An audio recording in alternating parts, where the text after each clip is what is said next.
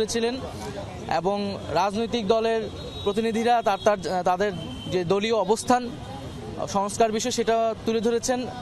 জাতীয় নাগরিক পার্টি এনসিপির পক্ষ থেকে আমাদের যে সংস্কার বিষয়ে অবস্থান, যে আমরা মনে করি যে গণ অভ্যুত্থান পরবর্তী সময়ে যে প্রেক্ষিতে যে সরকার গঠিত হয়েছে, সংস্কার এবং বিচার তার অন্যতম কমিটমেন্ট জনগণের কাছে।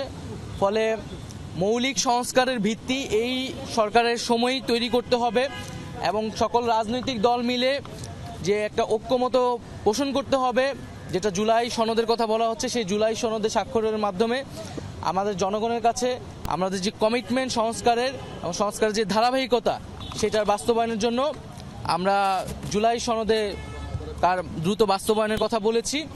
এবং সংবিধান সংস্কার বিষয়ে আমাদের যে অবস্থান, যে গণপরিষদের মাধ্যমেই সংবিধান সংস্কার করতে হবে, অন্যথা পার্লামেন্টের সংবিধান সংস্কার টেকসই হবে না। বাংলাদেশের ইতিহাস থেকেও আমরা এটাই দেখতে পাই। তো আমাদের সেই দলীয় অবস্থান আমরা সংক্ষেপে বলেছি। ইউএন সেক্রেটারির জায়গা থেকে তিনি বলেছেন তিনি বাংলাদেশের রাজনৈতিক দলগুলো বা সরকার তারা যাতে নিজেরাই সমঝোতায় আসে, একটা ঐক্যমতে আসে এবং গণতন্ত্রের যে ট্রু এসেন্স সেটাকে মাথায় রেখে যাতে আমরা একসাথে কাজ করি, একটা ইউনিটিতে আসতে পারি, এটা তিনি তার জায়গা থেকে প্রত্যাশা করেছেন।